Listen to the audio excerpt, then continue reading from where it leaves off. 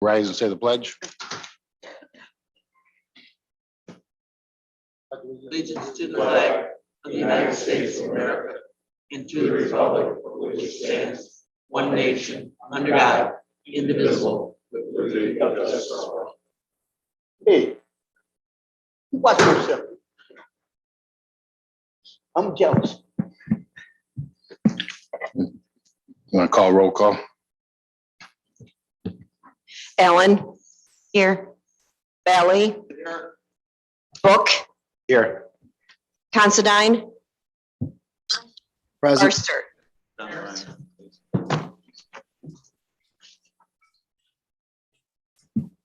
Farster. Here. Horseman. Here. Hudson. Present. Humphrey. Here. Kitson. Present. Copain. Here. McLean. Minimi. Present. Naylor. Present. Nicholson. Here. Norberg. Yeah, here. Palin. Here. Sheline.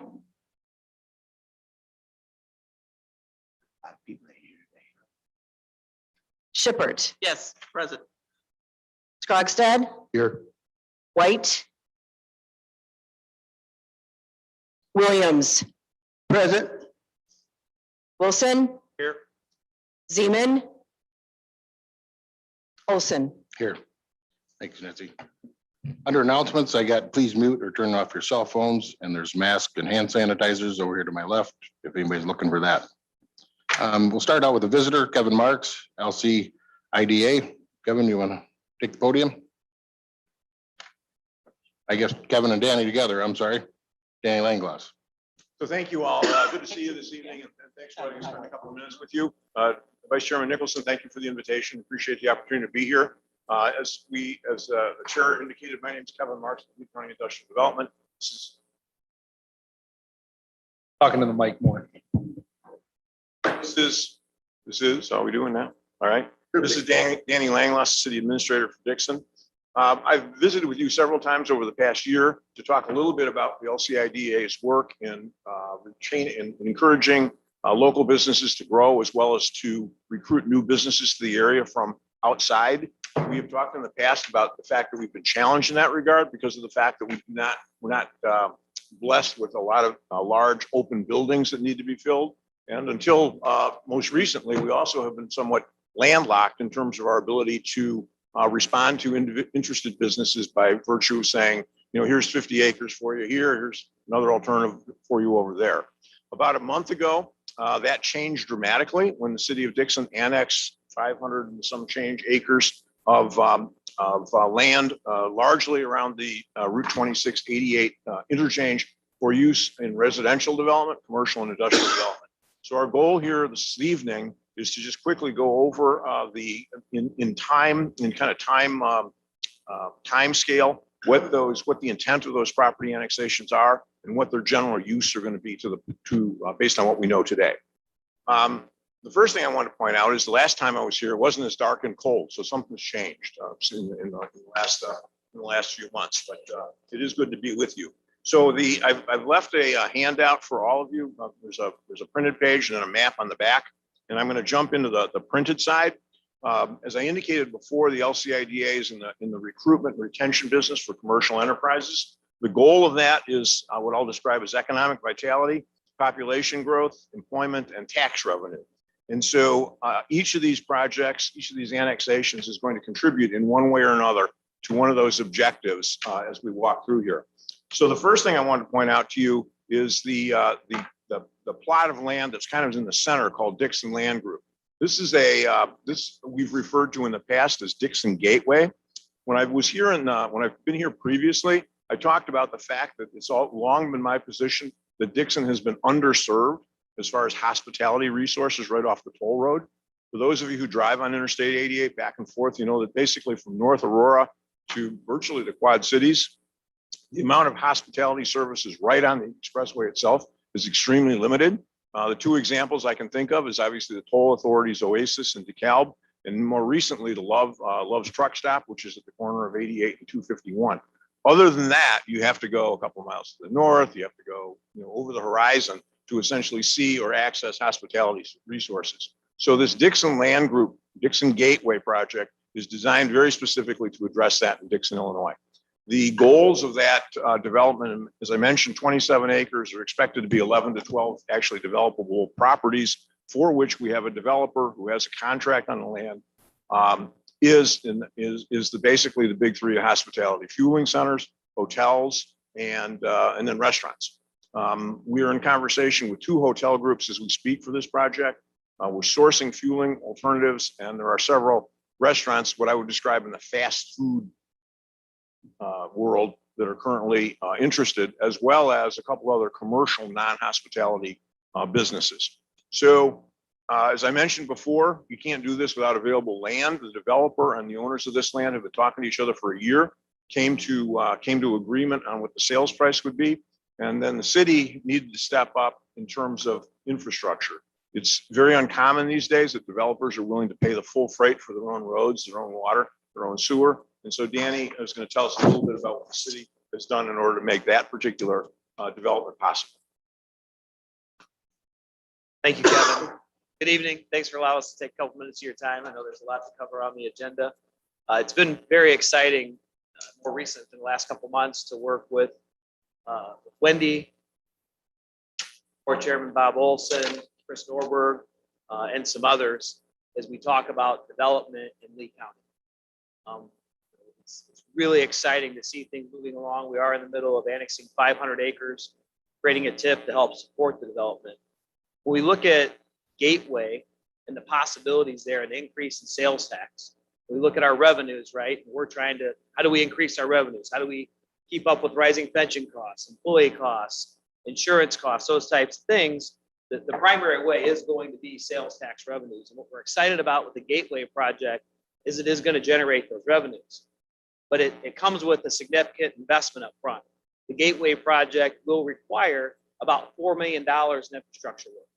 Water, wastewater, detention, curb, gutter, street, sidewalks, those types of things. We've had that engineered out.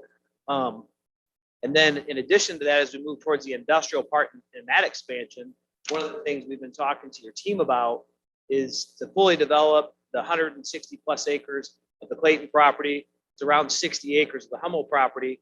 It's going to be about another $7 million in infrastructure work. We'll need another lift station, and we'll need to expand all of the underground and above ground infrastructure. So it is an investment, but there's a huge return on the investment over time. The great thing about the TIF, again, we've been proactively communicating with your team about that, is it will help fund it, but it funds it as new development monies come in. So over, periods of time. So I think I've covered what Kevin wanted me to at this point. We'll go on. So in just reiterating what Danny was talking about, as far as the revenue payback on Gateway, there's 2 revenue sources that the county's going to be interested in. One is the public safety sales tax that is going to be generated on the hotel side, the community center side, and so forth. And the other is the hotel motel tax in terms of new lodging facilities that are integrated into that project. Moving on to the industrial side that he mentioned, the Hummel and Clayton properties are on currently the east side of the business park. When I was here before, I mentioned to you that the Lee County Business Park south of town, which has been a major, business parks have been one of the major contributions, if you would, of the Lee County industrial development. They started out on 38 in the airport park, and then on the west side of 26, and then moved over to the east side. That east side business park has 1 lot left of 6.95 acres. That's it. So when there's basically been no possibility of talking to somebody who's looking to build 400,000, 500,000 square feet of warehouse space in the business park until now.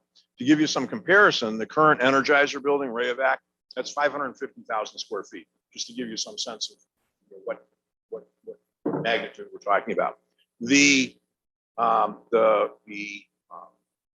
Hummel property, while it does require potentially infrastructure, it sits right along the roadway, Corporate Drive, I believe it is, and has water and sewer running right past it. So it actually, as it sits today, it fits well with somebody looking for a larger scale warehouse or industrial facility without actually a whole lot of work, because the infrastructure and the roadway run right to the edge of the property. And as most of you are aware, warehousing and logistics are incredibly hot right now. In the Chicago metro area, they can't get enough of it. They can't build it fast enough. It doesn't exist. And so we hope to leverage that need for logistics or warehouse space, even though we're a little further out from the city. Sooner or later, these logistics space out in our neighborhood. So that basically, I think, covers the industrial piece. Danny, can you go back and talk a little bit about the residential piece? Near Yeah, so we have a couple of properties that are identified. We do have an agreement with Ted Barr to create 75 new residences. Some property just west of the Gateway property. There's property he owns. He's also doing a family home development in Washington Park, which is separate. The Montine property appears to be fairly well suited for additional residential development. The infrastructure for that will be very expensive. It's really expensive to build homes now. And so we're looking at, we partnered with Lee Ogle Enterprise Zone. They're doing a residential study. And as part of that, they'll talk about what kind of incentives and such we will need to do that kind of development. Unfortunately, looking at things countywide, so this isn't just about Dixon, it's about Amboy, Paw Paw, Sublette, Ashland, Franklin, Harmon. And so it really takes a look at it. It's not just about Lee County, it's about Ogle County, Whiteside, Joe Davies, and Carroll. So as we look at, we have an incredible opportunity right now because of COVID, because of a lot of the social unrest, people, because of the fact that the transitions have happened to hybrid work, remote work, because people are willing to travel a little bit more. We are very desirable with our low cost of living. And a lot of our amenities, our parks, things that are happening. You know, you might have heard yesterday, we were just awarded a $12 million grant for Project Rock, which will build on the Viaduct Point project, the Heritage Crossing project, put a pedestrian bridge across where the old railroad tracks were, provide significant enhancements to Page Park, that 35-acre beautiful park with trail systems. We'll redo the road there. It's going to be those kinds of things continue to make us very desirable along with the river. But we've got to have places for people to move to. And that's one of the issues we face in Dixon. I think we face throughout the county. And so having an eye on that and marketing ourselves as well as being the place to live becomes a very important thing. So that's a huge win. I do want to thank board member Chris Norberg and Wendy for coming today to the press conference. It's a big win for not only the county, the entire county, but the entire region.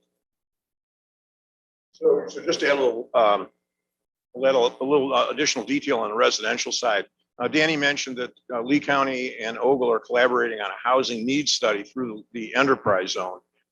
It probably doesn't take a lot for you all to be able to look at your neighbors, look at realtor.com and figure that the real estate market, there's not a lot to choose from. I mean, particularly in last year, right? Houses go, you know, within days of them being listed, and the variety of choices are just not there. And in terms of population support and growing, you really can't do that without offering people a place to live, as Danny was indicating, all and up and down the housing spectrum. Workforce housing, to move up housing, to transitional housing for folks that are aging out. So the very preliminary numbers that we saw from this housing study for Lee County as a whole for 2022 was somewhere around a deficit of 400 housing units. So those are a combination of rentals, owned houses, and things like that. 400 is a big number. And so as you're aware, there's just not a lot of new development growth in residential here. And so we want to take that data, once the study's finished at the end of the year, to try and convince people like Parr to build houses that Lee County has got a need and an opportunity for them to do business here. Moving on to a couple of these other property areas, the gateway that we talked about, the residential, construction can theoretically start in the spring, if I don't misunderstand that. So that's a real time happening now kind of thing. The two lots adjacent to the business center allow us to start being proactive and seeking developers as opposed to just waiting for folks to show up looking for what we have or in most cases don't have. So that's a very exciting thing for my world, and be able to move from a reactive posture to a proactive posture.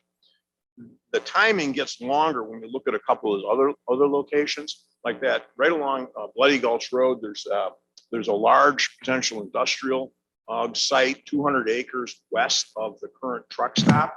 And there's a couple other commercial spaces we have opportunity to it. The 200 acres would be like wow, some really major employer, major industrial operation were to need something kind of equivalent to the Walmart distribution center as far as size wise. But again, the good news was, 6 months ago that option didn't exist for us. And so now it does, but I expect that's going to take a little bit longer. And also to Danny's point, there's essentially no infrastructure there. The road's not big enough. The road's not heavy enough. There's water and sewer in the neighborhood, but not close enough. So that can be developed without spending infrastructure money. So that is, a conversation for all of us in terms of how do we finance that grant wise? How do we set that up to develop the situation sometime down the road? The good news is these other options provide us something to do in real time now. I think it's really important to note, especially Kevin made mention that the property on Bloody Gulch Road west of Road Ranger could hold something like a Walmart distribution center. I'm not sure how many people are aware of this, but because we didn't have the right team in place, the right relationship with landowners in place, we lost the Walmart distribution center. They wanted to come here and they wanted to go there. And we couldn't be responsive enough. And the owner of the land had some medical issues. But we've got to be responsive. And one thing I do want to share with the county board tonight is that the $50,000 a year that the city invests in LCIDA is the best investment we can make for economic development. It is like having another employee on our team when we're involved. Kevin has been involved in every meeting with the Gateway developers, traveling, negotiating. He's been heavily involved in Divide Up Point development, conversations with the EPA. The EPA did $4 million worth of work in Dixon at no cost to us to clean up this site. There were two options there. It was to become a Superfund site, which means you fence it off and it sits there for 20 years, or it goes to time critical remediation. And along with Kevin and our team, the fact that we were able to get time critical remediation, they not only cleaned up the junkyard there, but they cleaned the river as well. And so Kevin is very proactive in this. One of the things that we've got to understand is if we get buildings built and we work with different developers, even in the industrial park, they will fill. Kevin is always getting requests for proposals and there just hasn't been anything. So now that we have things, it's an incredible opportunity. And when we look at what is the greatest threat to our region, to all rural communities, it's population loss. We're seeing that population decline. And being a place attractive for people to live, having the homes and the houses, right? And having additional good paying jobs are going to do that. It is our job to figure out what it is we need to do before we lose too much. All of our funding models coming from the state are based on our population. Our sales tax is impacted by our population. You might be saying, if we need 400 houses, how do we have a population issue? Well, it's simple. People are having less kids. They don't have as big of families, right? And so we need to proactively work and think about this. And LCIDA has been an incredible resource for us. I do want to thank Marilyn. I do want to thank John for the time that they take coming to these meetings, participating in these meetings, and looking to move us forward. We have to do this. Nobody will do this for us. And we are perfectly located to do so. Thank you so much. Thank you, Danny. Thank you, Kevin. Move on to the approval of minutes. Everybody get a chance to look them over. We have a motion to approve. Chris Norberg and Mike Copine seconds it. Any discussion? All those in favor approving the minutes, signify by saying aye. Aye. Carried. We'll go down to petitions coming to the Zoning Board of Appeals. Petition 21-P-1581, petitioner Nutrient Ag Solutions. Parcel numbers in your packet here in Alto Township. The petitioner desires special use for the purpose of farm product and processing and packaging and distribution. I think I'll read through all these. I'll take a motion to approve them all at once unless somebody's got a problem. Marilyn, Make the motion. approve them all at once? Yes. Do I have a second? John Nicholson seconds it. All those in favor, approve them all at once, signify by saying aye. Aye. Okay, let me read through the rest of them. We'll go to B. Petition 21-P-1582, petitioner Adria Meat Packing Company, Peter Cabo. Parcel numbers in your packet in Willow Creek Township. The petitioner is requesting a special use in Ag 1 Agriculture District for the purpose of development an animal slaughtering facility and holding pens. C, petition 21-P-1583, petitioner Michael Partington, parcel numbers in your packet, in Dixon Township. The petitioner is requesting to rezone C3 General Business District to I1 Planned Industrial District. D, petition 21-P-1584, petitioner Michael Partington, parcel numbers in your packet, and Dixon Township. The petitioner is requesting a special use for the purpose of a mini storage facility, contingent upon the subject property being rezoned to I1 Planned Industrial District. So them are 4, A through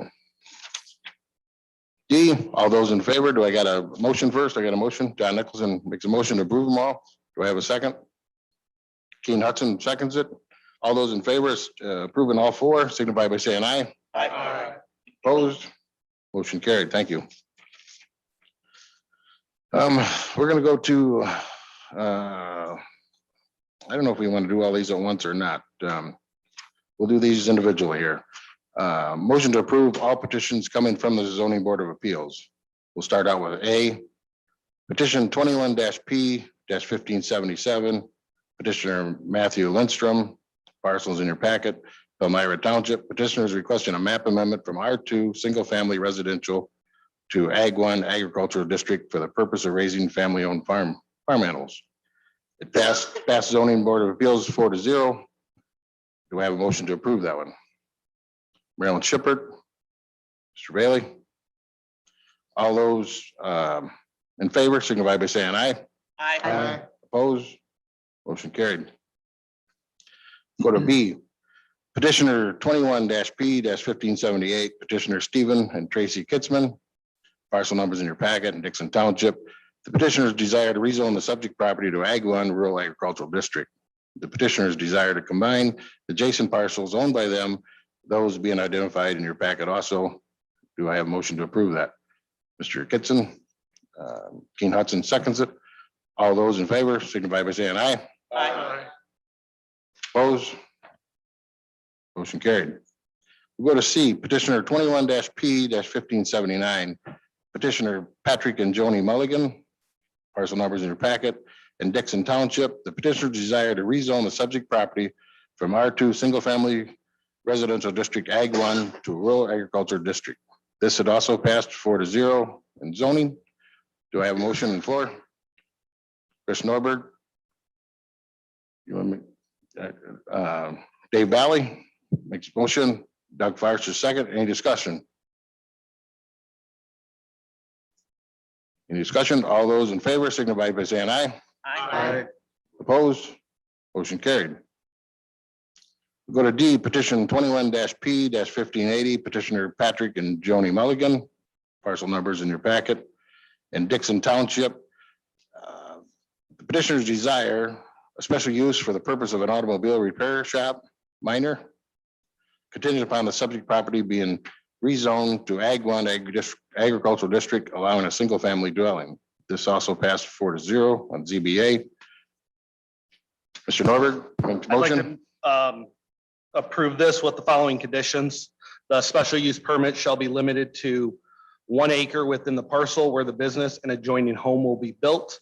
And the petitioner shall work with the zoning administrator to define the perimeter of the 1 acre to which the special use permit will apply. So that's your motion. Do I have a second? Tom Kitson seconds it. Any discussion? Do you want to explain that a little better to us? They're asking for a special use permit. That's roughly 6.2 acres for the repair facility. We don't want to approve the entire 6.2 acres for the special use permit.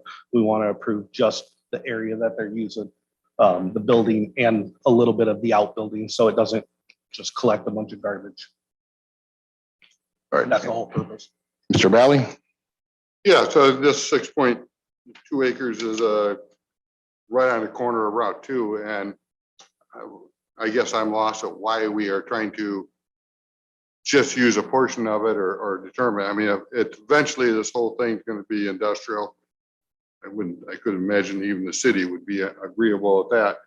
I'm lost at why we're gonna put a special thing on it now, and we didn't do it. Zoning meeting. I think, Mr. Norberg, you want to answer that? Your question is why limit it to just the 1 acre instead of allowing it for the whole 6 acres? For long term, if they need to expand their business, they can always come back and ask for a larger lot size, but this will allow, so they don't have so many cars built up, that we can consolidate it to 1 acre. The zoning office can monitor it without having 500 cars out there and turn it into a scrapyard. If we turned it into, allowed the whole 6 acres to be a repair shop, they could put a car wherever they wanted. This is just trying to limit them to trash in the yard type of mentality. So, Chris, is any of this change that's going to be made going to straighten out the discrepancy that we had a few months back as far as the use of the lane or the property that's been being used as a lane to get back into his business? I believe this is a different. I think this is a totally different property. I think. Thanks. Any more discussion? Yes, Mr. Ballard. I guess, is the petitioner here, is he agreeable to this? I mean, after petitioning for the 6 acres, now we're going to put a separate one. Doesn't it have to go back to petition? And this person would, you know, that would not be a conversation for this committee. That would be for the ZBA at that point. We're just making I made the motion to. We're allowed to put conditions on the petition. And this would be one we're allowed to do. Mr. Tom Kitson. Just for point of clarification, this property is right at White Oaks Road and Route 2, right across from the truck terminal that used to be used by Medusa Cement. And we don't want it to be an eyesore coming into the community. We don't want it to be like some areas we're already dealing with in other parts of the county that have been let go. There are residential neighborhoods very close to it, behind it, to the side of it. I think it's a good thing to protect. It allows them to run their business, and it protects the neighbors, and it protects the view of the entrance to our community as part of the county. So you mean you don't want it to be an eyesore like the cement plant? No, I can give you some specifics. I don't want to give names, Sorry. but if you need help, there's some in this county that are desperate, and there's taxpayers who are already complaining to us on a regular basis. We don't need more of them for us to have to clean up. Any more discussion? I've got a motion on the floor. I've got a first and a second. All those in favor signify by saying aye. Aye. Opposed? hey, When voted, motion carried. Thank you. Petitions coming to the planning commission, no petitions. Petition coming from the planning commission. Petition 21-PC-64. Petitioner Lee County desires to amend 10-15-20 solar energy systems under Title 10 of the zoning regulation of the Lee County Code of Ordinances. I guess let's get a motion on the floor, and then maybe we'll discuss what that actually is. If I can get Alice to come up and explain that. So do I have it? Okay, are you making a motion? Do I need a second? Marilyn Shippert seconds it. Now the discussion, Chris. This is allowing in the solar panels in an industrial zone specifically for the Nelson project, converting solar into green hydrogen. This clears the way for them to be able to put in 3 to 5 acres of solar on an industrial zone. It doesn't get taxed any differently. That's based on the state code. So no matter where the solar panel is, it's based on special use Ag 1 tax code, but we had to make room for it. And this come out of your committee? This came out of the Renewable Energy Committee here a month and a half ago. So, and they did have, this is coming back from the planning where they had a hearing. And the planning commission recommended. Any other discussion? All those in favor signify by saying aye. Aye. Opposed? Motion carried. Thank you. We're moved to a new item on the agenda. We got an administrator monthly update and board member comments. This is where we can have Wendy talk to us and maybe slide some board members in there too. So go ahead, Wendy. Good evening, everyone. Hear me? It's not working real good. And I don't know if I got it on or not. The light's on, right? Hello? Okay. Talk really loud. Good evening, everyone. So as Bob said, this is something new to the agenda. And our thought behind this is that for those items that may not be on the agenda or may not have made its way through any of the committee meetings, that there might be a reason to have the administrative report on a couple of things. I have a perfect example tonight that came up earlier this month, and that really triggered us to say, you know what, we should put this on the agenda. I will reserve this on the agenda for those items, like I said, not on the agenda, so I don't know that I'll take advantage of this frequently. But again, I have a good example tonight. So as you all know, Lee County participates in an insurance pool for our health insurance. So the pool of entities, municipal entities that participate in the insurance pool has a wellness program. So the wellness program is obviously intended to be a little bit more proactive with regard to health insurance instead of reactive. And so the insurance pool that we've got has this wellness program. We actually pay for the wellness program to the tune of about $110 per employee per year. But as a way to incentivize us to actually have a wellness program and a wellness committee to actually proactively manage the health of employees, the program sets up the possibility for rebates. So as an example, and the rebate, by the way, gets larger with the more effort that you're willing to put into the program. So step one, the program A, if you meet the qualifications or the requirements for program A, you get about $110 back. So you pretty much get back what you've invested per employee in the program. If you meet the qualifications for tier B, then you actually get $200 back. So you actually could double your money if you're working really hard and putting a lot of time and energy to a wellness program. And last but not least, there's a tier C. And tier C, again, requires more effort, more energy, more time. And if you qualify for that, you get $400 back per employee. So as you can see, it matters whether or not we put time and energy into the wellness program. So as I said earlier, we got a bit of a success story that came to our attention earlier. Actually, I believe it was last week. And Chairman Olson came to me and said, you know what, we need to let the whole board know about this. And it took me about a nanosecond to say, absolutely, we need to let the whole board know. And it took a second nanosecond for me to realize that while this is an awesome success story, it's not my success story. It's actually the success story of the wellness committee that is led by our fearless leader, Lori Miller. Lori has been doing this for, I think, 4 years, right? For 4 years, she's been our fearless leader with regard to the wellness committee. I asked Lori to come here tonight and actually be the one to report on this because, as I said, this isn't my success story, it's hers. But before I let her come to the microphone and speak to this, I really wanted you to have a pretty good understanding of the time and energy that Lori and the Wellness Committee puts into this. So what the biggest event they have is a biometric event, which that means essentially it's a blood draw for all employees. And if we can get employees to participate in that, we can catch things early, et cetera, help our save costs for employees, save costs for the program, et cetera. So Lori, 4 years ago, began the annual event of a biometrics event. And what that takes, guys and gals, is it takes scheduling a place, a location. It takes scheduling dates. It takes getting a vendor to come in and actually set up and do the blood draws. It takes setup of tables and chairs. It takes, because Lori goes above and beyond, it takes coming together with incentives for the employees to participate. So let's say, as an example, a Walmart gift card.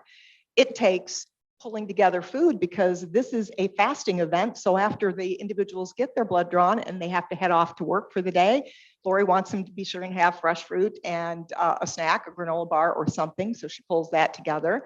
She does door prizes. Her and her committee do door prizes so that, again, we incentivize people to participate. In year one, we had great participation, but I am happy to tell you that now here we are 4 years later, thanks to Lori's effort, we have super fantastic participation. There's a tremendous amount of work that goes into this, and it is on behalf of the Wellness Committee, but Lori is the fearless leader. And so I wanted to do more than just highlight the wellness program that we've got and the success. I wanted to highlight the Wellness Committee and in particular Lori's efforts. We don't have an employee of the month. If we did, I would be nominating Lori for this month by all the effort and work that she puts into this. So you probably want me to get to the point and tell us what's the success story. Lori, do you want to come here and share the success story? We do have the mic working now up front there, everyone.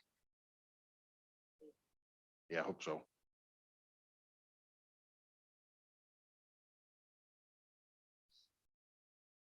Maybe not. Maybe you better. Sorry.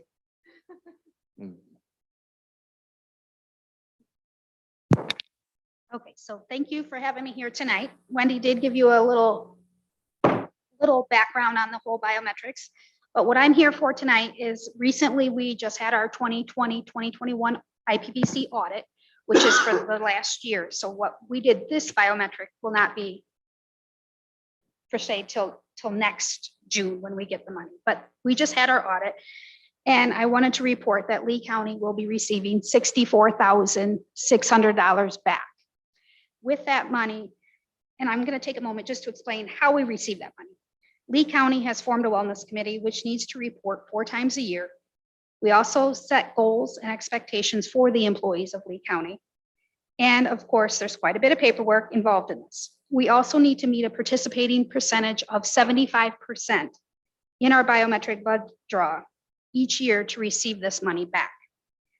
I am very happy and proud to announce that Lee County this last October had a participation rate of 97%. That's huge. The employees and of course, the department heads make this possible by allowing them to attend.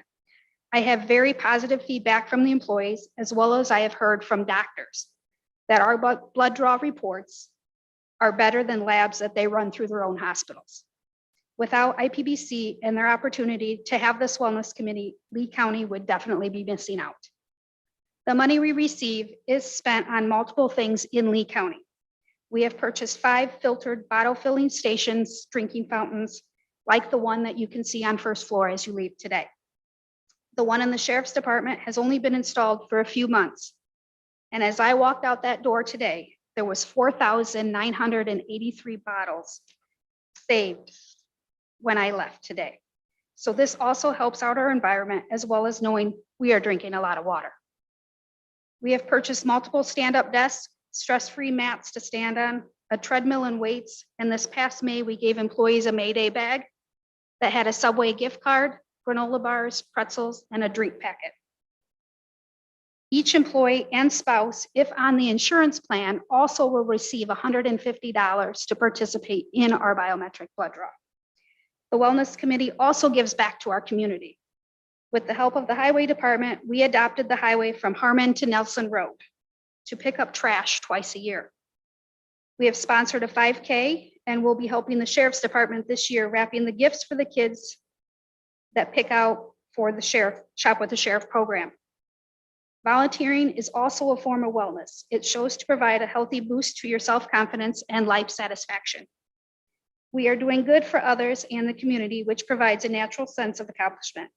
This gives us a sense of pride and identity. I do want to stress this wellness program is so successful because of the employees and their want to be healthy. Thank you. Thank you, Lori. You and your committee.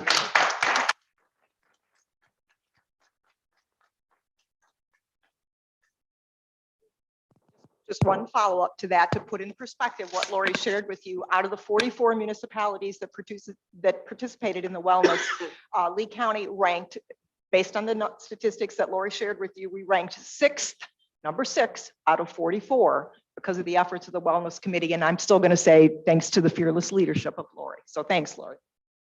Thank you. That's amazing. Okay, moving on to public visitor comments. We have no visitors, no comments. We'll go to reports of committee. At Administrative Services, Mr. Norbert. Thank you, Mr. Chairman. A couple things to report. October 27th, we had 538 parcels were sold at the tax auction. 313 of those were located within Woodhaven. And the other thing that I want to report, highlight, is we've collected just over $70 million. Right, Paul? That's a big number.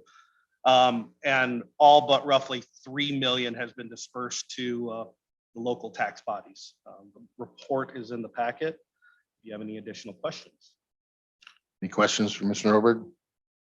Thank you, Chris. We go to Blackhawk Hills Regional Council, Mr. Nicholson. Our meeting is coming up November 22nd, so I have no report. All right, thank you. We go down to finance. Mr. Humphrey. Can I give the finance report? That's all right. Or no. Oh, Arlen, I'm sorry. Riley, I thought you were lots, Arlen, sorry. I was. I know, I'm kidding. Go ahead, I'm sorry. Minutes are pretty clear. We changed who we reported the audits to because of conflict of interest to Law, Bach, and Amon. Instead, and the second thing was we had no feedback negative on the budget. And third, approved a lot of different things for budget the last meeting, but all the minutes are there. If there's any questions on all finance. Any questions for Arlen? Thanks, Arlen. Go to Health Department. Katie White, she texted me, she's not here. She wanted me to, oh, I should have this ready, sorry. She had three things she wanted me to tell you. They rescheduled the board meeting, the Board of Health, due to lack of quorum, so they'll meet next Tuesday now. Two, they brought in the state mobile team for boosters, and they unfortunately are understaffed, so wait lines are long. And the third thing is they worked with schools to have clinics in various communities, so they're working on it, and a lot going on. There are meetings next Tuesday night. She wanted me to share. So thank you. 911 board, Mr. Hudson. Thank you, Mr. Chairman. There's no other report in addition to the report that's already been submitted by Director Dallas to the county board. And our next ETS meeting is November 22nd. Thank you. Thank you, King. Go to properties, planning and zoning, Mr. Nicholson. Well, we met last Monday, actually, had a rearrangement this week. We approved the bills and claims. A lot of our time was taken up just approving petitions and some discussion on the petitions.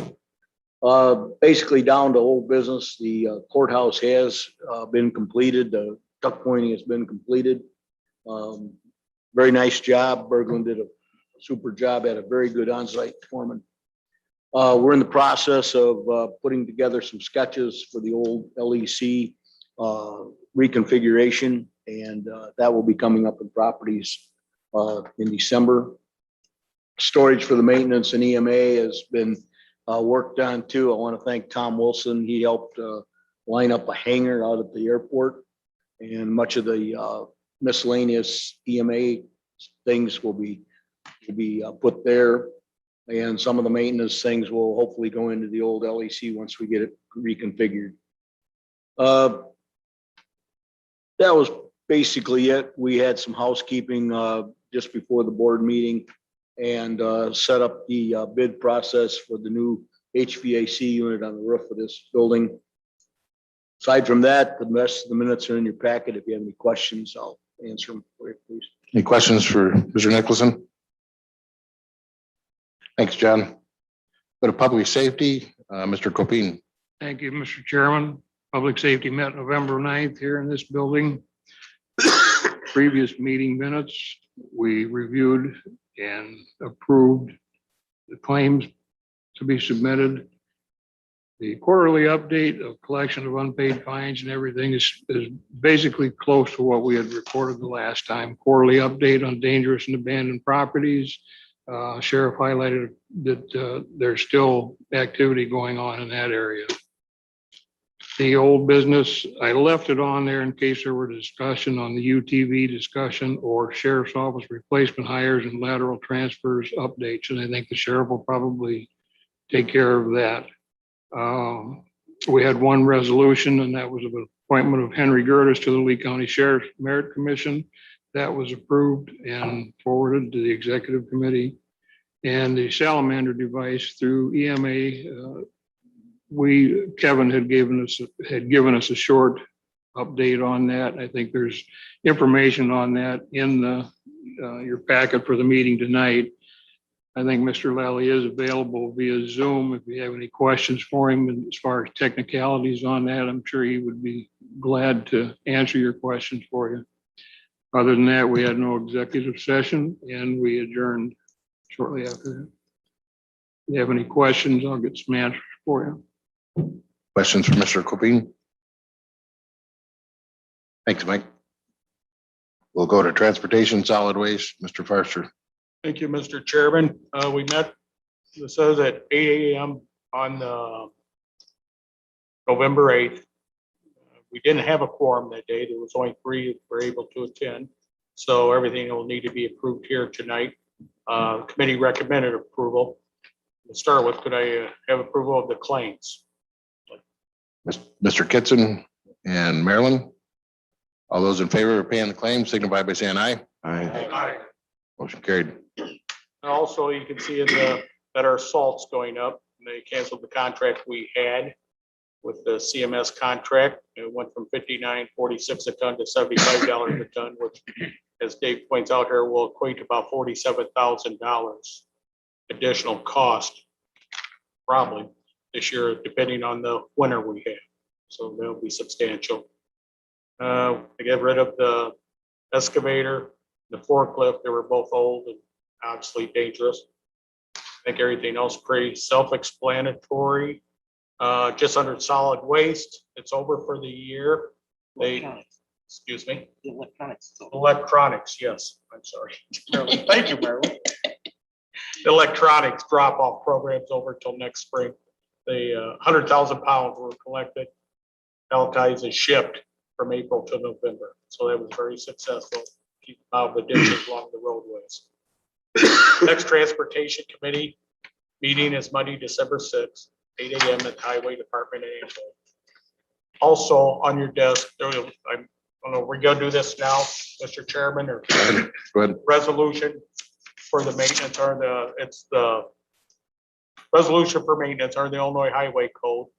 This is where we get the money, operate the motor fuel tax monies. It's for $933,925 we will receive. It's from January 1, 2022 to the end of 12/31/2022. Everybody's got a copy, I think, in their packet. They should have, yeah, it's on the desk. I'd entertain a motion to approve that. Marilyn's motion, Mr. Kitson seconds it. All those in favor signify by saying aye. Aye. Opposed? Motion carried. Send in my report. Thank you, Mr. Chairman. Any questions for Mr. Forster? Thank you, Doug. Tri-County Opportunities Council, Mr. Williams. Thank you, Mr. Chairman. Tri-County Opportunity Council met October the 28th at 6 o'clock by Zoom. We'll still have to required to do it by Zoom. We have 2 positions that are still open. One is in Dixon for food service worker, and another one is for a bus driver, part-time. We still haven't filled these positions yet. So if anybody knows anyone that would like one of these jobs, we would like for you to contact Tri-County. We are going to meet again on November 30th at 6 o'clock by Zoom. That's the end of my report. If anything, you need to know anything else, I'll be glad to try to get it to information to you. Thank you, Mr. Chairman. Thank you. Any questions for Mr. Williams? Thank you, Marvin. We'll go to tourism, Mr. Palin. Thank you, Mr. Chairman. Lee County Tourism Council met on November 10th. Busy preparing for advertising for 2022, and the new Z card should be available in January. And our new visitors guide should be ready in April. On the sheet there that you have on your desk, there's comparison here about Blackhawk Convention Visitors Bureau and the spendings from 2017 to 2020 for Lee County. And going down there because of COVID, comparing the figures for 2019 and 2020, Lee County had a growth decrease of 14.5%.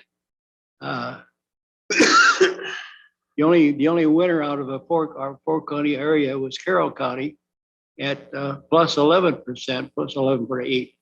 Whiteside and Ogle County were less than Lee County. And we got a new historical marker on the side of the John Deere self-cleaning plow. Seems that John couldn't find a suitable plot of land to test the plow, so he ferried his plow across the river and found a place up by the Lost Nation Road. And so we even have a marker there now too, showing that he tried it out in 1837, and it went on from there. Special thanks to the Suttons, who donated the stone, and original landowners, Greg Gates, our own Greg Gates, who was a descendant of the original landowners, and John Nicholson that put all this together for us.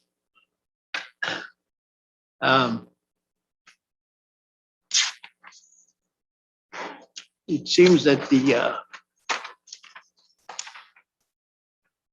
Amboy Depot Museum area is going to have their Christmas decorations installed November 20th, which is next Saturday, and they need some help, so don't hesitate to pitch in. And we got the Christmas Carol at Dixon Historic Theater. We have 6 showings starting on December 3. And there's a list of the community Christmas walks in your flyer there too. We also have a copy of the holiday wish book on your desk, and that book will be included in the Rochelle News Leader, Ogle County Life, Ashton Gazette, and Amboy News. Our ad appears on page 20. And our portion of the September hotel motel receipts was $7,415.54. That concludes my presentation. Any questions for Mr. Palin? Thanks, Bill. UCCI, Mr. Forrester. Thank you, Mr. Chairman. UCCI met on Saturday, October 23rd, in Springfield. I attended. The minutes are on your desk. Covers everything we discussed at that meeting. Was well attended. Also, we met just this past Monday, also again in Springfield, UCCI did. And again, covered, there was not much of a turnout, needless to say, but it was very informative. If there's any questions anyone has, I'll be glad to answer them at this time. Questions for Mr. Forrester? Thanks, Doug. Thank you. Executive claims. A motion to approve. Mr. Nicholson? Most, Mr. Kitson seconds. All those in favor, signify by saying aye. Aye. Motion to approve all county officer reports, requests for deposit of funds, and orders paid in vacation. Do I have a motion? Mr. Kitson and Marilyn seconds it. All those in favor, signify by saying aye. Aye. Motion carried. All right, we'll go to old business.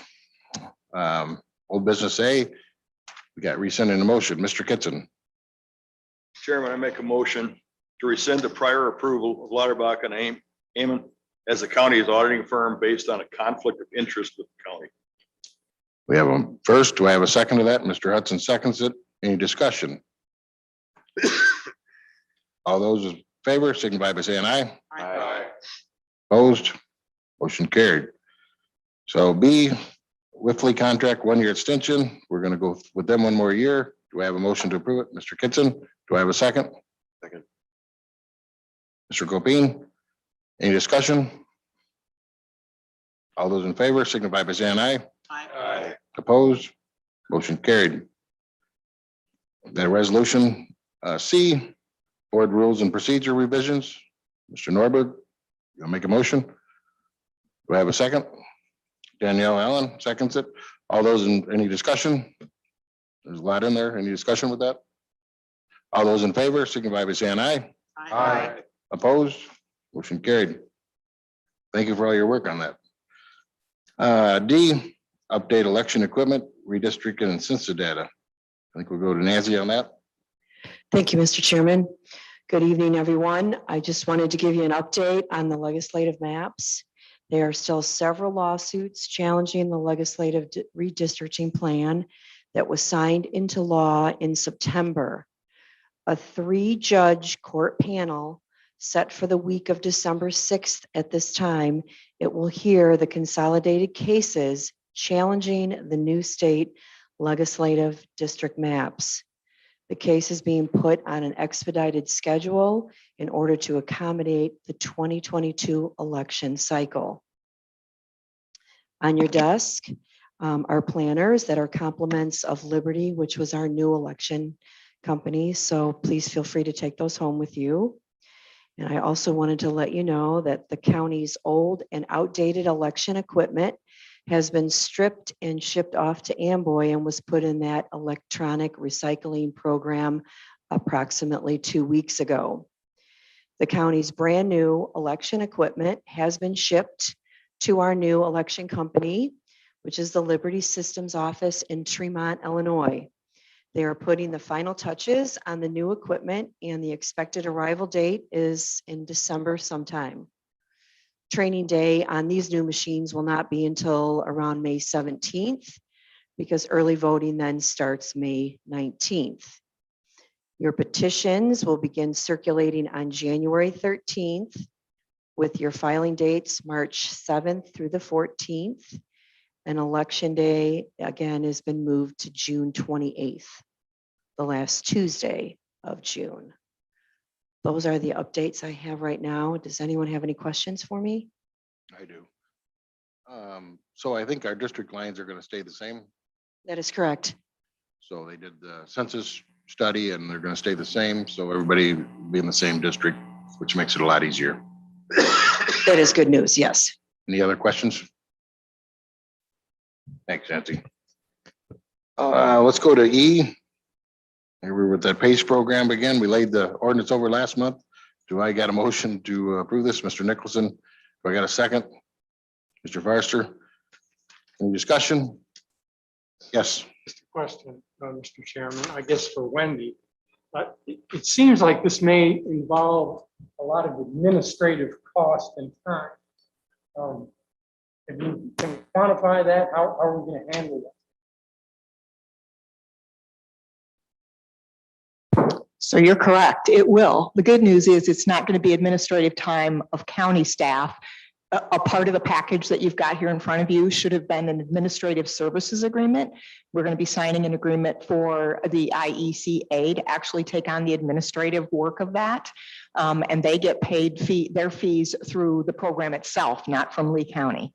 So you're correct. There's a lot of administration. It won't be on our part. There is some administration that will be handled by the county treasurer's office because that's the office that will actually collect the fees and then distribute it out to the lending agency.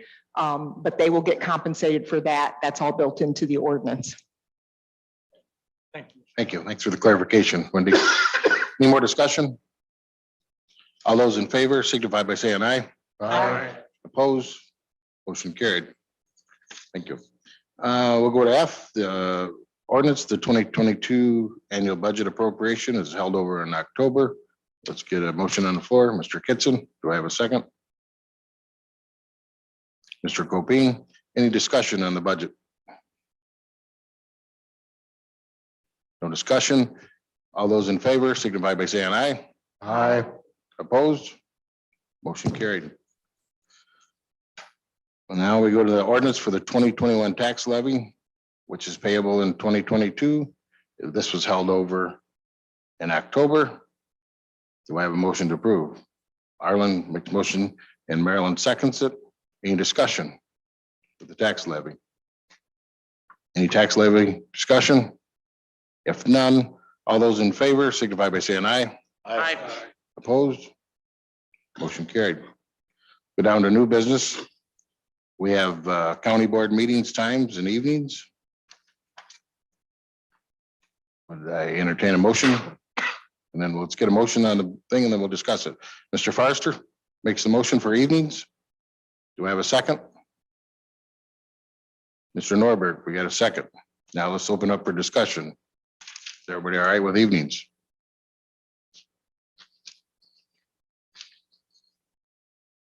I guess with no comment, we'll go ahead and vote on it. All those in favor signify by saying aye.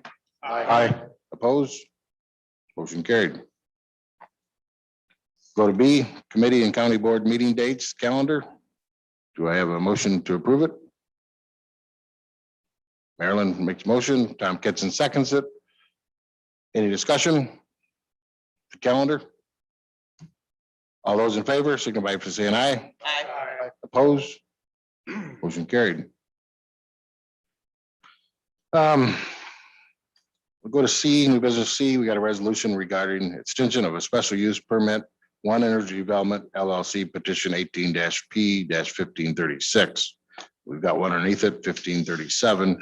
We'll do these individually, but let's get a motion on the floor to approve them and then we'll discuss it. So Mr. Nicholson, you make a motion to approve it. Do I have a second? Mr. Palin down there makes a second. I got a first and a second. Let's do discussion. Mr. Norberg, would you like to explain what this is? Sure. This is community solar that came to us probably 2 years ago. They had 3 years ago. They had 3 years to begin their construction. They're asking for a extension. These are the only two community solar projects that have asked for the extension, is my understanding. The other community solar projects that we approved back in 3 years ago, it came to math 2018, or before that, have expired without being used. So anything, there's a second wave of community solar that is starting to come, and we'll see who gets approved there. Did I pretty well sum that up, Alice? I think they were originally part of the solar lottery. Correct. And it hasn't gone through, so that's where it comes from and that's where it's going. So Where is this at? Where's the property at? Where's, you know, the location of these properties? This is just a lottery, isn't it? More like off the top of One's over by Franklin Grove. Oh, that's right. These are both over by Franklin. Sure. They're over by Franklin Grove. Thank you. Yeah. so this is just extending their special use permit. What is it extended to, a year, or what is the extension on this? It's in the packet. Hold on. Is it another 2 years? Mr. Horseman says 2 years. 2 years? Okay, 2 year extension. No, do we want to go with that? Mr. Humphrey? And what solar ordinance did they permit underneath? They would have permitted underneath the original one, so back, they would have permitted underneath the one that Matt Klon wrote. So they're not bound by the new solar ordinance if we approve this? Correct. And these were originally 20 acres or less? Yeah, they're one in Franklin Grove's 22 acres. I don't remember what the other one was. And basically it was delaying construction a lot due to COVID and slow down last year.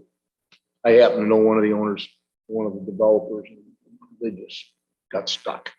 So everybody's fine with the 2 year extension? I believe it says 3 years here. It says 3 year extension. All right. Mr. Chairman, can I ask for a roll call vote? Yes, Marilyn? I just had a question. These parcels actually were winners in the lottery. Am I correct on that? Okay, Yes. that's what my understanding. Thank you. We had 28 originally, the rest got pretty well I know we washed had a out. whole Whole bunch of them. Had a bunch. These were the winners. So this is a 3-year extension. We're gonna grant them on this vote. We're gonna do a roll call vote. Any more discussion, Mr. Humphrey? What's the holdup for another 3 years? I guess if it was COVID and stuff, I mean, why are we extending another 3 years? I didn't make the motion, so Somebody requested this. they requested 3 years. I'm assuming it follows into line of what they had, were required to begin their project, because if you read the zoning, you have to show substantial progress within 3 years. Understand. To get an extension, right? Yeah. Substantial progress to get an extension, right? Correct. And Like that's the case here. they're up.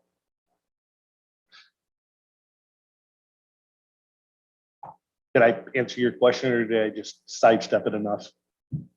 Okay, thanks. Perfect. Good politician answer.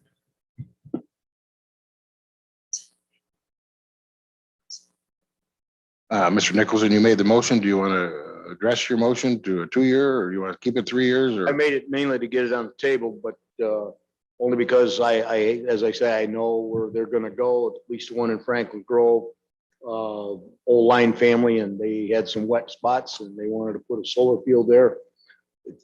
Moderate farming success on that particular plot.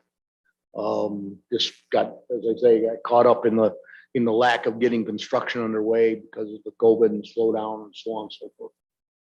The other one, I'm not real familiar with else. Well, I have a problem speaking from the chair, but 3 years is a long time if they haven't done anything yet. You know, to me, I'd maybe amend that motion. For 2 years? Heck, no, we're all Yeah. up for reelection in a year. Yeah, right. We'll be enough to worry about. Yeah. I would amend the motion to 2 years. Anybody have a problem with that? Mr. Palin has to second that. Also have a question. The resolution represents that the project is substantially underway. Give any indication that that's true? We don't have any proof of it. That's not, hasn't began, nothing. So the resolution really isn't accurate. Oh, no, here, whereas, second page of it, gentlemen, ladies and gentlemen, the last whereas, request for a 2-year extension of the special use permit granted on November 20th, 2018. So it would expire 5 years theoretically. The first one was 3 years. It would expire 5 years from November 20th, so it'd be 23. Thank you. Numbers are hard. But is it true that the project is not substantially underway as the resolution says? To my best of my knowledge, no, it's not. So that's why I have a hard time with a 3-year extension. Right. Mr. Palin, you'd have to second his, It already was a 2-year extension. oh, it was, okay. Yep, Yep. Danielle, Yes, I have a question. So if we do not approve this, they would just have to refile to get a new permit, correct? yes, Correct. Myron, Under the new ordinance. Mr. Williams, you got something? Okay. All right. On the buddy system, raising our hand for. Any more discussion? So it's a 2-year, the first motion was a 3-year, I think, right? Or was no, okay, so we're right. So let's do a roll call vote.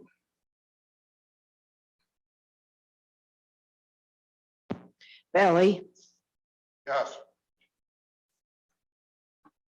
Book, No. Farster, No. Horstman. No. Hudson, No. Humphrey, No. Kitson, No. Copain, No. Yes, no problem. McLean, Naylor, Nicholson, Yes. Norberg, No. Palin, Yes. Shippert, No. Scroggstead, No. Williams, Marvin, No. Wilson, No. Allen, No. Olson. Yes.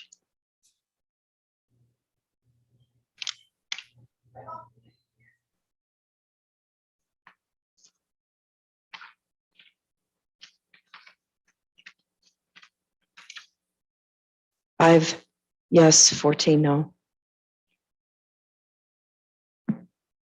Motion denied. We'll go to D. I'd entertain a motion for that.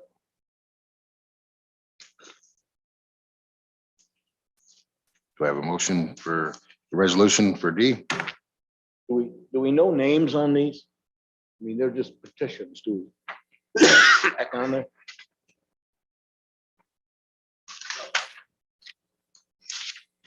I just would be curious as to whose is whose. This is the same one. They're both solar. Right, they're both extensions on Yeah, previous awarded solar projects. I would have thought they would have come in and explained to us Yeah. their progress in the project. So I need a motion to get this on the Make a floor. motion to get it on the table. Right. I don't know, not knowing who it is. I got a motion. Do I have a second? Mr. Copine seconds it. Any discussion? This is the same situation we had last time. Mr. Horstman, go ahead. Thank you, Mr. Chairman. Again, with no evidence or indication that the project is actually substantially underway, very hard to grant this. I agree. Any more discussion? We'll do a roll call vote on this as well. Nancy, you want to go ahead? Book, No. Farster, No. Horstman. No. Hudson, No. Humphrey, No. Kitson, No. Copane, No. McLean, Yes. Naylor, No. Nicholson, Yes. Norberg, No. Palin, No. Shippert, No. Scroggstead, No. Marvin, Yes. Wilson, No. Allen, No. Valley, Yes. Olson. Yes.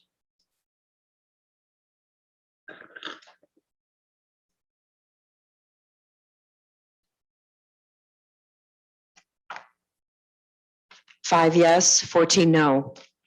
Motion denied again. Let's move on to E, ARPA funds for onboard software and tablets.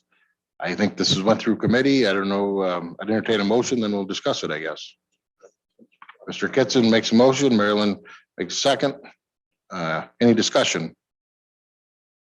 This is using ARPA funds for the onboard software, our software and tablets that we'll be using in the future. Hopefully, we're in December, January, somewhere in that time frame, we'll be up on board. We've got a lot going on, but this went through ARPA committee, then it was approved in finance to come to full board. So any more discussion? I just add that Jack and I served on a special committee with Wendy and reviewed this onboard software as well as another vendor, and we overwhelmingly like this one the best. And I think it'll be a great addition to our board. It will help the administration of preparing the agendas. It will simplify our getting the agendas. It'll all be on the tablet form. We won't need all the paper that we're using today. And any board member having a difficult time working it out, I'll help them out. I mean, Yeah, we'll get some kind of system where we can help through it. This is going to change how we do business here. We'll be voting through these and there's going to be a learning curve. So we'll be patient and we'll get through it. But Mr. Humphrey. Just for full disclosure, the tablets and stuff and the software will be purchased with the ARPA funds, but there will be an annual fee with this in case anybody missed that in their pack. It's about 11,000 a year. So it's based on the user fee and it's every year. So just so everybody knows. Yes, Mr. Norberg.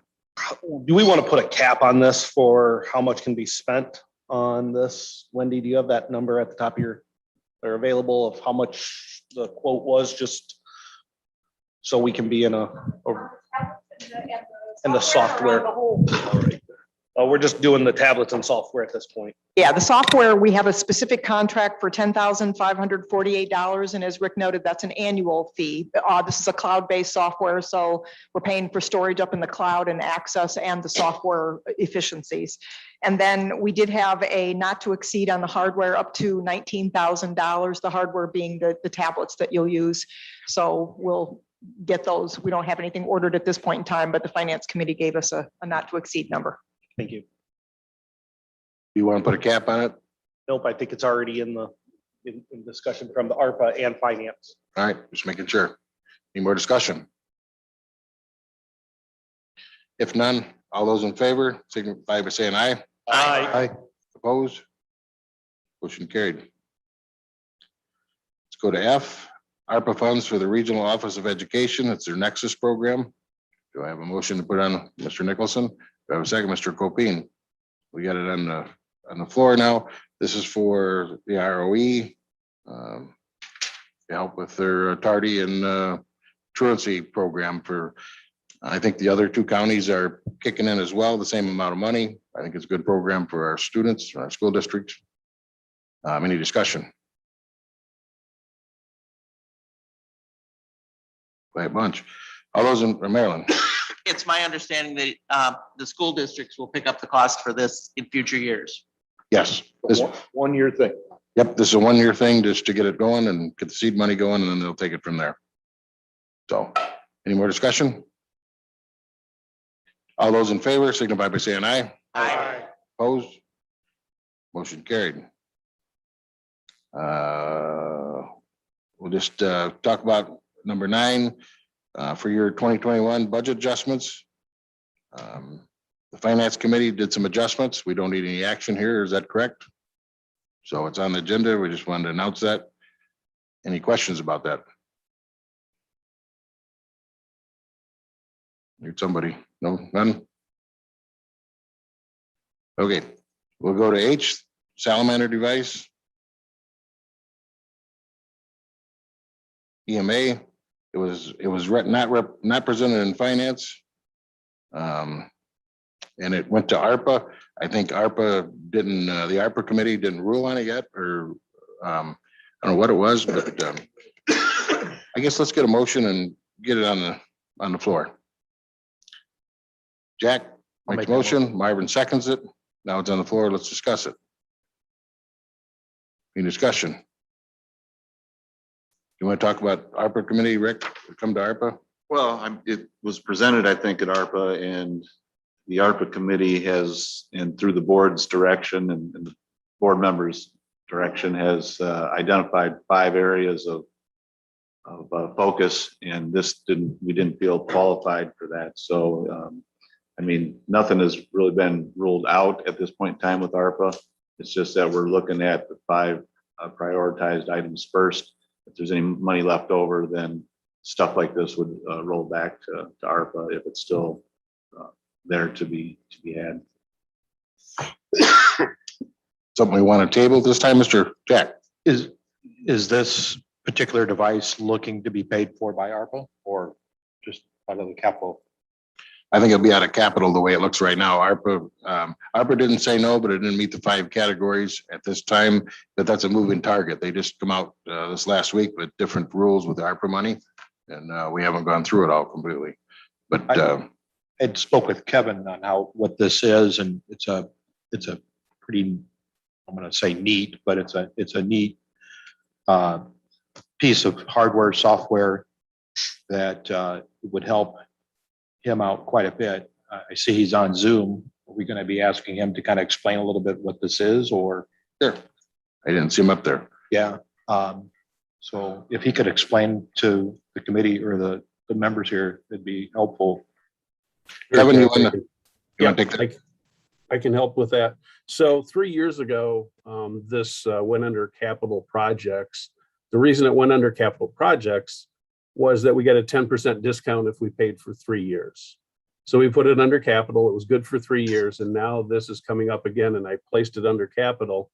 When I went to my budget hearing, they said, well, let's pass that over to ARPA and see if ARPA will handle that.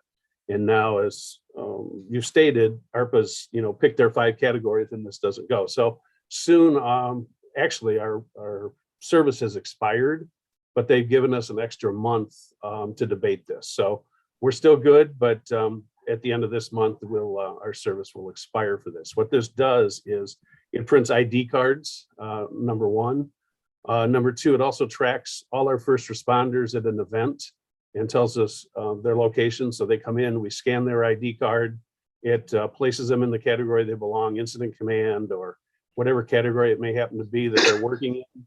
And then it also logs their hours there at the event. So if we have a long event and it qualifies for a FEMA reimbursement, we don't have to track this by hand. It's all automatically tracked. So I'd entertain any questions if I missed something. Thanks, Kevin. Arlen's got a question. Did this go through finance though? I don't think it did. I have a note that it did not go through finance. If we take a month and run it through finance and come back, Kevin, would that be all right? Oh, it'll be fine. It'll just expire in between then. And I don't know what the fee will then, since we've lapsed, if that fee increases. So. All right. Mr. Kitson. Kevin, if I'm correct in understanding what you said and having sat on the finance, we actually purchased this 3 years ago, right? That's correct. Yes, sir. And so what we have to do is renew it, and it's again, a 3-year contract is what we're looking at. It can be an annual or it can be 3 years. With the 3 years, we save the 10%. Okay, and just for the sake of the conversation here, will you refresh us the cost of that? It's $13,200 for 3 years. Okay, thank you. Any more questions or debate? Do we want to pull it for a vote or do you want to table it? Having sat on this 3 years ago, and at the time, we thought it was a very good program. We supported it. I guess I'd like to keep it, but I'd like to see us table it and see if we can't bring it back up through ARPA, if nothing else. We can try ARPA or coming from, you're on the finance. I like to hear that because I never want to circumvent the finance committee on anything. So we want to make sure we run through there. And I think it just got missed. There was no rhyme or reason. Rick. I guess if this is going to be a long-term thing and it's going to be every 3 years, perhaps it needs to be a budgetary item that gets addressed at that point in time. Yes, it is a good program. We need to do it. I mean, so I guess how do we want to address it? Jack, you made the motion. I'll amend my motion to table this till next month. Run it through So it can go in finance front and of- bring it next month Yeah. for approval. Marvin, do you agree to that? You second that motion? Do you agree to him amending the motion? I can't hear you, sir. Jack's amended his motion to table this. Are you okay with that? You second the? Yes. Okay. So I got a motion to table it. All those in favor, more discussion. All those in favor, signify by saying aye. Aye. Opposed? Motion carried. Thank you. We already did the maintenance. We already did that. So Jay, this is approval of grant preparation consulting services. It's on the agenda. We'll talk about it. We don't need any action on it. Properties you met. John, do you want to explain what that is? We met 5:30 this afternoon and it's, Wendy can give a better heads up on it, but it was basically to cover grant writing for the new generator that's coming in over to, or we're hoping to get for over to the courts building. So Kevin Lally took the lead on this because Kevin was familiar with the hazard mitigation plan that Lee County has. The hazard mitigation plan, in the planning that we did, we identified that one of the potential needs in the county was a generator for the new courts building. And because it was in the plan, it qualified for a specific grant program. So Kevin took the lead for us. Thank you, Kevin, for that, and got us through round one. We're now prepared to go to round two for a grant to be able to fund that generator. But this is where Kevin said he's come to the end of his expertise. And he is suggesting and found us a consultant that would help write the grant. The grant has to be in by December 10th, so time is of the essence. The Properties Committee, as John said, did approve it. It doesn't really need your approval at this level because we're going to take it through the budget that's already been approved by the Maintenance Department. But at this point, it's just an FYI that we're going to be seeking a grant to get that generator. To our rules and board rules and procedures, we have to have a committee approve it. I put it on the agenda because I wasn't sure we'd get a meeting before tonight, so that's why it's here, basically. We got it done. That was part of the housekeeping. We did at 5:30, so. Arlen? Do we have a cost on the consultant? I believe it to be about $4,400. Does anybody else that was on the Properties Committee earlier this evening? Oh, Chris has got it. Yeah. 40, is that right, Chris? 4,400, yeah. I think if the grant's awarded, we could take that out of the award. Otherwise, we'll pay it. I've got a fund in for grant writing. We could pay it out of that. So it's just information purposes only, just tell you what's going on. And thanks to Kevin again. He's the one thought outside the box and got us onto it. So any more discussion? Thank you. Go to appointments. I want a motion to approve all 3 appointments and 1 reappointment at the same time. Arlen makes the motion to do that. Tom Kitson seconds that. Any discussion? All those in favor of approving all 3 of these appointments at once and the reappointment at the same time, signify by saying aye. Aye. Opposed? Motion carried. So A, the resolution to appoint Emily Pratt to the Lee County Regional Planning Commission. B, resolution reappointment of Ben Forster to the Lee County Regional Planning Commission. C, the resolution appointing appointment of Hank Gerdes to the Lee County Sheriff's Merit Commission. And D, resolution appointment of Dr. Syed Blaney to the Lee County Board of Health. All those in favor? Aye. Aye. Everybody saying aye? All those opposed? Motion carried. Sorry, everybody. I have no executive session. I need a motion to approve mileage and per diem. Mr. Kitson? Mr. Copine, all those in favor, signify by saying aye. Aye. Opposed? Motion carried. I need a motion to approve all bills and appropriations by roll call vote. Mr. Hudson moves. Tom Kitson seconds, sorry. Go ahead. The roll call.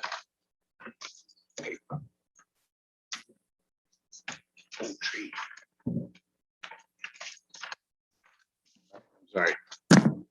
Thanks, Charlie. We got to back up. So I didn't do a first and a second to approve A through D. I thought I did. Mr. Hudson, would you like to make a motion for that? I make a motion. Do I have a second? Mr. Kitson, I apologize. Any discussion? We're doing them all at once. I was in a hurry. All those in favor signify by saying aye. Aye. Opposed? Motion carried. Thanks for the catch, Charlie. We'll go down to the all bills and appropriations. We're at roll call at that stage. Who made the motion for the roll call? Hudson and Tom Kitson seconded. Sorry.